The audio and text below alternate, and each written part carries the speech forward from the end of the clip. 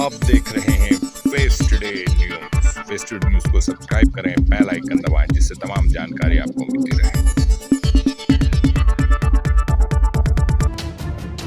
नमस्कार, आदाब। Face today news में आपका स्वागत है। मैं हूं शावेद चंदेरी। आज हमारे साथ मेरठ से मेयर के प्रत्याशी हैं इंडियन यूनियन मुस्लिम लीग से कैसर अब्बास। उनसे बात करेंगे। आपका बहुत बहुत स्वागत है। खैर मकदम। शुक्रिया। सबसे पहले मैं आपसे ये जानना चाहूँगा, पहले आप अपना परिचय दीजिए। मेरा नाम मोहम्मद कैसर अब्बास है और मैं इंडियन यूनियन मुस्लिम लीग का महापौर पद का प्रत्याशी हूँ। मेरा चुनाव चिन्ह सीढ़ी है जी।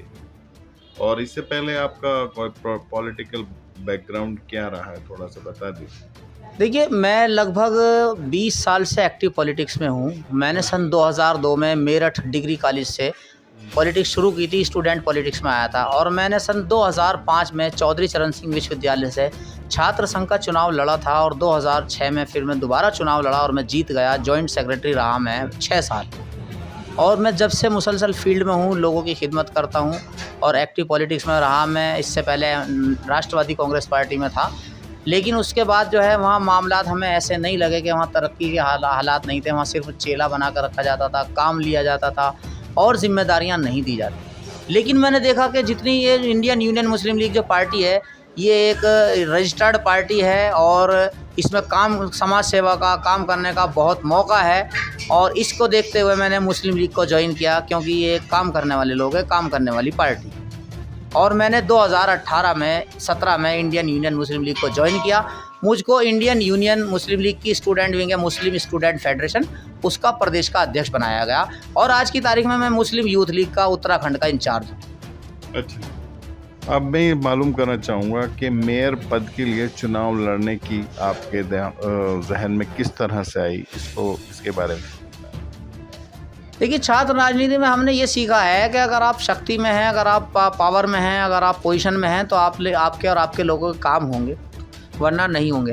हम मेरठ में घूमते हैं, हम देखते हैं जितनी भी मुस्लिम आबादियां हैं वो हाउस टैक्स तो दूसरी आबादियों के बराबर देते हैं। जैसे इस्लामाबाद है, उसका हाउस टैक्स का रेट भी वही है और साकेत का हाउस टैक्स रेट भी वही है। जबकि साकेत में सीवर प्लांट भी हैं, साकेत में नालियाँ भी अच्छी हैं, साकेत में सफाई भी अच्छी है, साकेत में लाइटिंग भी अच्छी है, साकेत में सहूलतें भी अच्छी हैं, साकेत में सड़कें भी चौड़ी हैं, साकेत में नालियाँ भी चौड़ी हैं, सब कुछ बहुत अच्छा बना हुआ है। लेकिन आप इस्लामाबाद में देखेंगे तो वहाँ पर सड़क के अलावा आपको कुछ नहीं मिलेगा और टैक्स बराबर जा रहा है। ये बिल्कुल सरासर नाइंसाफ़ी है। हम नगर निगम में जाएंगे तो जितनी सुविधा उतना टैक्स का फार्मूला लेकर के हम मेरठ में आए हैं और मुस्लिम लीग के प्रत्याशी बने हैं हम, और हम चुनाव लड़ रहे हैं मेरठ का। अगर मेरठ की जनता ने हमको मौका दिया, हम मेरठ सिटी को स्मार्ट सिटी बनाएंगे। अच्छा, मुस्लिम लीग से आप पर सिर्फ मुस्लिम का ही वोट मिल पाएगा, इस तरह से कैसे जीत पाएंगे?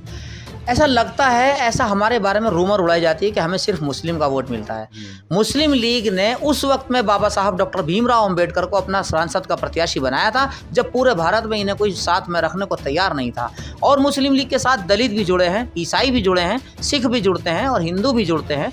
जो बैकवर्ड हिंदू हैं, हमारे संविधान में लिखा है कि इंडियन यूनियन मुस्लिम लीग मुसलमान और दीगर अक़लियतों को साथ लेकर चलने वाली पार्टी है। उनके हकों की हिफाजत के लिए हम मैदान में हैं और हमारे साथ सभी वर्गों के लोग जुड़े हुए हैं। और अगर आपको इसको देखना है तो आप केरल में इसकी वानगी देख सकते हैं। और हम एजुकेशन पर और हेल्थ पर काम करते हैं और चैरिटी।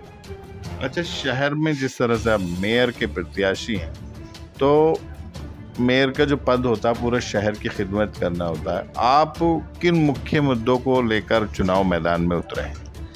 देखिए, हमारे मुख्य मुद्दे हैं टैक्स का सही बंटवारा और टैक्स के बाद में विकास के कार्यों का सही बंटवारा। हम जब काम करेंगे, लोग टैक्स के बंटवारे को, काम के बंटवारे को एक तरफा करते हैं, अपनी बिरादरी के, अपने मज़हब के हिसाब से करते हैं। इंडियन यूनियन मुस्लिम लीग टैक्स और सुविधाओं का बंटवारा भारत के संविधान के अनुरूप करती है और अनुरूप ही करना चाहती है। जिसकी जितनी भागीदारी उसकी उतनी हिस्सेदारी। सबके साथ इंसाफ किया जाएगा, सबकी मदद की जाएगी। किसी के साथ नाइंसाफ़ी हम ना करते हैं, ना करेंगे।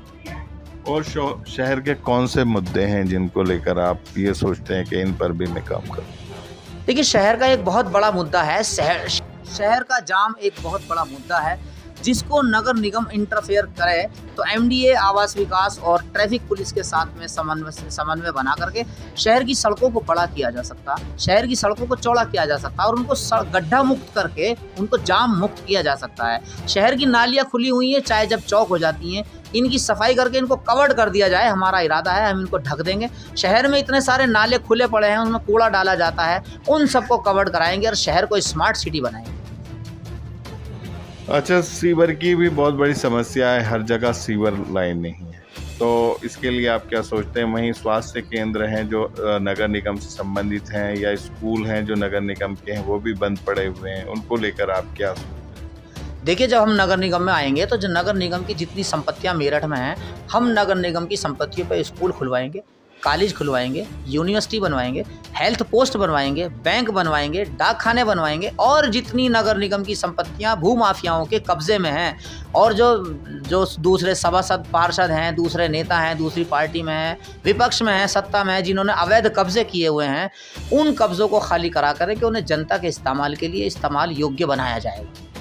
अच्छा, अब मैं दूसरी तरफ आता हूँ। मुस्लिम उम्मीदवार हैं, मुस्लिम उम्मीदवार और दूसरी पार्टियों से भी उतरे हैं। इससे बसपा ने भी मुस्लिम उम्मीदवार उतारा है, AIMIM ने भी मुस्लिम उम्मीदवार उतारा है, राष्ट्रीय कांग्रेस ने भी मुस्लिम उम्मीदवार उतारा है, कांग्रेस पार्टी ने भी मुस्लिम उम्मीदवार उतारा है। तो ऐसा नहीं कि मुस्लिम उम्मीदवार आपस में ही लड़ते रहें और बाकी दूसरा उम्मीदवार निकल के साथ जाए। देखिए, हम छात्र संघ की राजनीति से आए हैं, हम योग्यता पर ध्यान रखने वाले लोग, हमारा यकीन योग्यता पर है। आप अगर कांग्रेस के प्रत्याशी को देखेंगे तो उनकी क्वालिफिकेशन मेरे बराबर नहीं है। आप अगर बसपा के प्रत्याशी को देखेंगे तो वो अल्प शिक्षित व्यक्ति हैं, वो प्रोग्रामिंग और मैनेजमेंट के आदमी नहीं हैं, वो लीडरशिप नहीं कर पाएंगे। आप अगर मजलिस के प्रत्याशी को देखेंगे वो भी मेरे बराबर क्वालिफाइड नहीं है। आप मेरी पत्नी को देखेंगे, वो पार्षद प्रत्याशी है, एमलिब है, गोल्ड मेडलिस्ट है, मैं छात्र संघ प्रतिनिधि हूँ। हम लोग सिस्टम को जानते हैं, सिस्टम को समझते हैं और जो व्यक्ति सिस्टम को नहीं जानते, तालीम याफ्ता लोग नहीं होते, वो कभी भी सरकारी कर्मचारियों अधिकारियों से काम नहीं ले सकते। अच्छा, दूसरा बड़ा सवाल है, इंडियन यूनियन मुस्लिम लीग के साथ में ये कहा जाता है कि इसके कार्यकर्ता बहुत कम हैं। तो कम कार्यकर्ताओं को लेकर एक बहुत बड़े शहर में किस तरह से लोगों तक आप अपनी आवाज़ पहुंचाएंगे? देखिए, मैं आपको बता दूं, ऐसा हमारे बारे में फैलाया गया कि मुस्लिम लीग के कार्यकर्ता बहुत हैं, बहुत कम हैं। लेकिन मैं आपको याद दिलाना चाहूँगा, जब हमारे मुस्लिम लीग के 6 पार्षद जीते थे, उस वक्त सभासद जीते थे, उस वक्त हमारे डिप्टी मेयर अशरफ साहब थे मेरठ में। और हमारे मेरठ में हज़ारों नहीं, तकरीबन लाख से ऊपर कार्यकर्ता हैं जो बिखरे हुए पड़े थे। हमें सिर्फ उनको इकट्ठा करना है। हमारे पास कार्यकर्ताओं की और वोटर्स की कोई कमी नहीं है। 90% मेरठ का मुस्लिम मतदाता मुस्लिम लीगी है, मुस्लिम लीगी जहन है। वो चाहता है कि मुस्लिम लीग के झंडे के नीचे हम देश की सेवा करें, रक्षा करें, काम करें। अच्छा, आखिरी खास बात है, आपको सिर्फ मुस्लिम लीग के बल पे वोट चाहिए या आप अपने अंदर भी कोई खास अहलियत या वो समझते हैं कि आपको वोट क्यों दिया जाए? अगर मैं सवाल करूं तो आप क्या जवाब देंगे? देखिए, मुझको वोट इसीलिए दिया जाए कि मैं विकास का केरल मॉडल मेरठ में लागू करना चाहता हूँ। जैसे आप केरल में जाएंगे, वहाँ आपको बेहतरीन स्कूल मिलेंगे लेकिन कोई फीस नहीं होगी। वहाँ आपको बेहतरीन हॉस्पिटल मिलेंगे लेकिन वहाँ कोई फ़ीस नहीं होगी। वहाँ आपको बेहतरीन मदरसे मिलेंगे लेकिन वहाँ कोई फ़ीस नहीं होगी। हम बग़ैर फ़ीस के, बग़ैर पैसे के, हम सेवा के क्षेत्रों में सेवा करते हैं। मेरठ में भी सेवा के क्षेत्रों में सेवा की जाएगी। सेवा के क्षेत्रों का उद्योग नहीं बनाया जाएगा। हमसे बात करने के लिए बहुत बहुत शुक्रिया। बहुत बहुत शुक्रिया आपका।